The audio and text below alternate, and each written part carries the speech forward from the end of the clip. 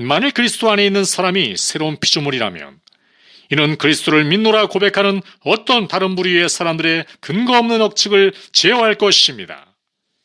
이들은 자신들이 거래를 공정하게 하고 먹고 마시는 일에 절제하며 다른 사람에게 상처를 입히거나 난폭하게 행하지 않기 때문에 자신들이 어떤 도덕적 자질을 갖추었다고 생각하고 거기에 만족하면서 스스로 좋은 그리스도인이라는 거짓된 생각에 빠져 있습니다.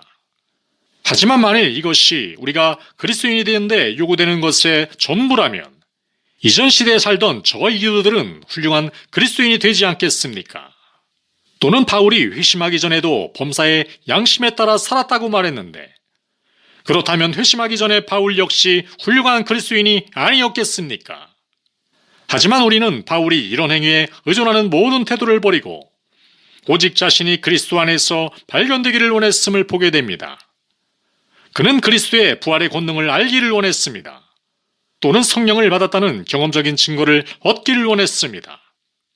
이 부활의 권능 혹은 성령은 그리스도의 죽으심이라는 대가를 통해 그에게 주어진 것이었고 예수 그리스도의 부활하심을 통해 그에게 확고하게 적용되는 것이었습니다. 은혜가 이성을 포함하는 것과 같이 기독교는 도덕성을 포함합니다.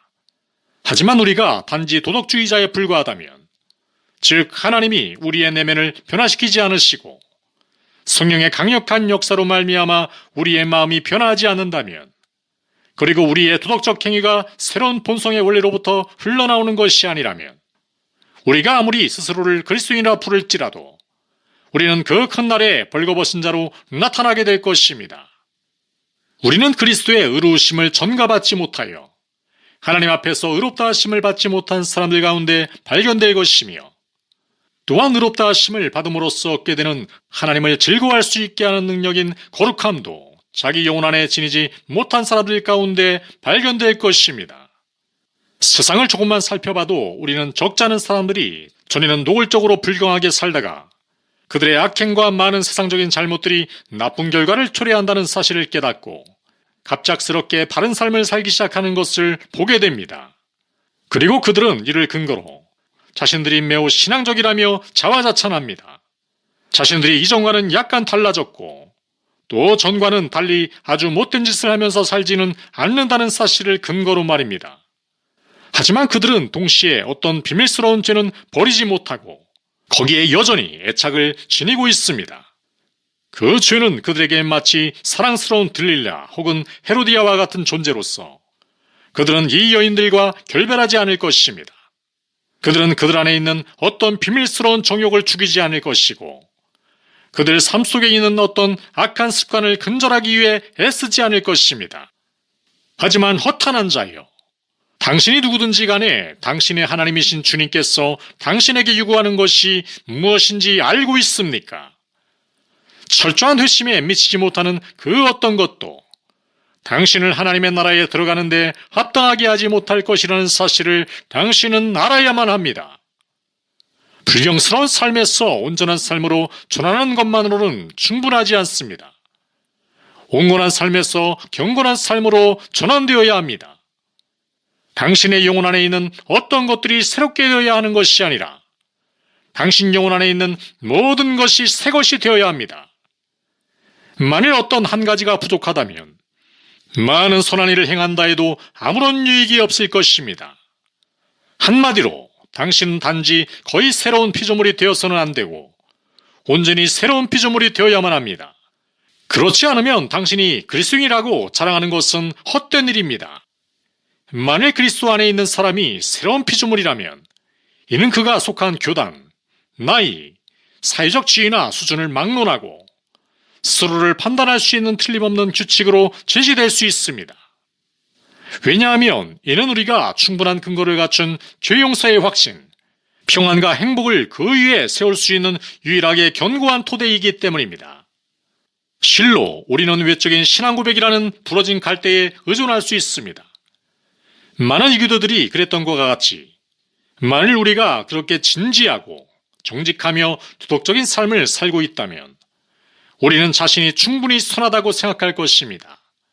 만일 우리가 교회에서 공적인 봉사에 힘쓰고 있고 사적인 공간에서도 우리의 의무에 충실하다면 우리는 우리의 영혼이 안전한 곳에 있다고 생각할 것입니다. 하지만 만일 이 모든 것들이 우리의 삶을 변화시키고 우리 마음을 바꾸는 역할을 하지 못하고 단지 수많은 하나님의 은혜의 수단들로만 사용된다면 전에도 말씀드렸듯이 이제도 다시 말씀드리겠습니다. 기독교는 당신에게 아무런 유익이 없습니다. 그러므로 우리는 각자 마음속에 진지하게 다음과 같이 질문해 봅시다. 우리가 믿을 때에 우리는 성령을 받았습니까? 우리는 그리스도 안에서 새로운 피조물입니까? 아닙니까?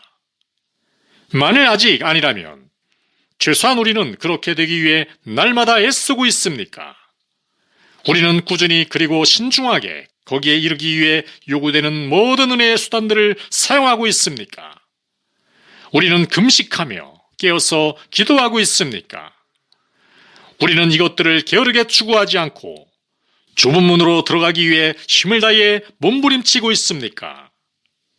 다시 말해서 우리는 우리 자신의 의로움을 버리고 우리의 십자가를 지고 그리스도를 따르고 있습니까?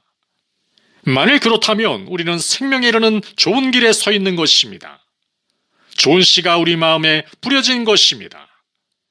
그리고 만일 은혜의 수단을 규칙적으로 끈질기게 사용함으로써 그 씨에 적당한 물과 비료를 공급한다면 그 씨는 자라나서 영생에 이르게 될 것입니다. 하지만 반대로 만일 우리가 성령이 계신다는 사실을 듣기만 했을 뿐 경험적으로 알지 못한다면, 만일 우리가 금식과 깨어 기도하는 일, 그리고 경건에 속한 모든 다른 영적인 연습이 낯설게 여겨진다면, 만일 우리가 단지 대부분의 사람들이 그렇게 한다는 이유로 넓은 길로 가는데 만족하고 그 길이 옳은 일인지 아닌지 단 한 번도 깊이 생각해보지 않았다면, 한마디로 우리가 그리스도의 십자가에 대해서 이방인, 아니 원수라면 우리가 세상적인 마음으로 살면서 감각적인 쾌락을 추구함으로써 다른 사람들로 하여금 기독교는 공허한 이름에 불과하고 형식적인 신앙 고백에 불과하다고 여기게 만든다면, 만일 이것이 우리에게 해당하는 경우라면 저는 다음과 같이 말할 것입니다. 우리에게 그리스도는 헛되이 죽으셨고 우리는 여전히 죄 가운데 있으며 진정하고 온전한 회심을 알지 못하고 있는 것입니다. 하지만 사랑하는 여러분, 비록 제가 이렇게 말하지만 여러분의 상태가 이보다는 나으며 구원에 수반될 일들에 대해서도 이보다 나을 것이라 여깁니다. 저는 여러분이 그리스도의 영이 없는 사람은 그리스도의 사람이 아니라는 사실을 진지하게 받아들이셨기를 겸손한 마음으로 바라는 바입니다. 이곳에서 그리스도를 죽은 자 가운데서 살리신 성령께서 여러분 안에 거하시지 않는다면 이후에도 여러분의 죽을 몸은 동일한 성령에 의해 그리스도와 함께 살리심을 받지 못할 것입니다. 그러므로 저는 우리 주 예수 그리스도의 이름으로 여러분에게 간절히 권면하는 바입니다. 이런 사실을 확신하고 있다면 그 확신에 맞게 행하십시오. 성경이 명령하신 바와 같이 옛사람과 그 행위를 벗어버리고 의로움과 참된 거룩함 안에서 하나님의 형상을 따라 지으심을 받은 새 사람을 입으십시오. 이는 실로 거대하고 어려운 일이라는 점은 인정해야 할 것입니다. 하지만 하나님은 실로 복되신 분이시니 그 일은 불가능하지 않습니다. 수천의 복된 영혼들이 이 일을 이루시는 하나님의 능력에 도우심을 받았는데 왜 우리는 성공하지 못할 것처럼 절망해야 한단 말입니까? 하나님의 손이 짧아지시기라도 해서 우리를 구원하지 못하신단 말입니까? 우리 조상들의 하나님이 그 후손들의 하나님은 아니시란 말입니까? 네, 단연코 그 후손들의 하나님도 되십니다. 마찬가지로 이 일은 우리에게 어떤 고통을 가져다 줄 것입니다. 그것은 우리에게 어떤 정욕을 버리기를 요구할 것이고 어떤 친구들과 헤어지기를 요구할 것이며 어떤 사랑스러운 열정을 죽이기를 요청할 것입니다.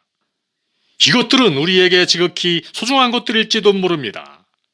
어쩌면 이것들과 헤어지는 것은 오른손을 잘라내고 오른쪽 눈을 빼버리는 것처럼 어려울지도 모릅니다. 하지만 이 모든 일에 대해서 우리는 어떻게 이해해야 할까요? 실제로 그리스도의 살아있는 지체가 되고 하나님의 자녀가 되며 하나님의 나라를 유업으로 받을 자가 되는 것이 이 모든 어려움을 넘치도록 보상하지 않을까요? 분명히 그럴 것입니다. 우리가 이 거대하고 필수불가결한 일에 착수하고 이를 수행한다면 생각이 짧은 세상 사람들은 아마도, 아니 반드시 우리를 조롱할 것입니다. 그들은 우리가 그들과 함께 극한방탕에 다름질하지 않는 것을 이상히 여길 것입니다. 우리가 죄악된 욕심을 부정하고 이 세상의 방식에 따르지 않으며 성경이 명령하는 대로 이러리를 행하고 세상과 반대로 하늘에 속한 사람으로서 산다는 이유로 그들은 우리의 삶을 어리석게 여기고 우리의 삶의 목적을 불명예스럽게 여길 것입니다. 하지만 성도들 가운데 하나로 여기심을 받고 별들과 같이 영원토록 빛나는 일은 우리가 여기서 마주해야 하는 모든 조롱과 비방과 후욕에 대한 충분한 보상, 그 이상이 되지 않을까요? 진실로 하나님의 평안 이외에 온전한 회심에 대한 다른 보상은 없습니다.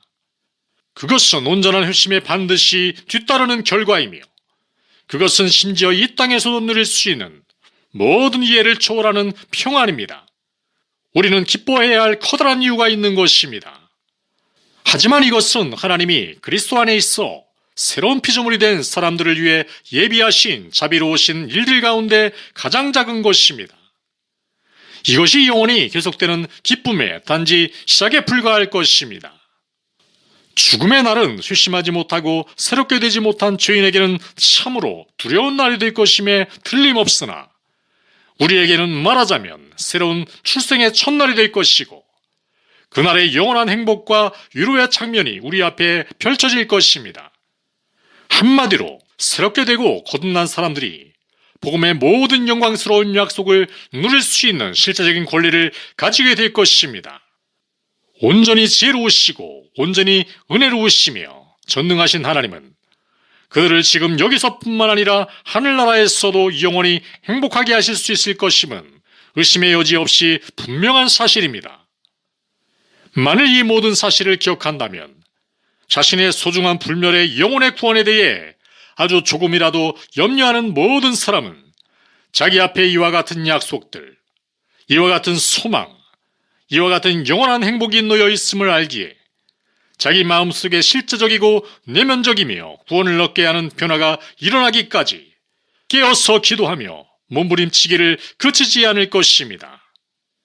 자신이 그리스도 안에 거하고 그리스도가 자신 안에 거하신다는 진리, 자신이 새로운 피조물이며 따라서 하나님의 자녀라는 진리, 자신이 이미 하나님의 유업을 이을 자가 되었으며 머지않아 하나님의 나라를 실제로 소유할 자라는 진리를 알게 될 때까지 말입니다. 무한히 자비로우신 하나님께서 우리 주 예수 그리스도를 통해서 이 일을 여러분에게 이루어 주실 것입니다.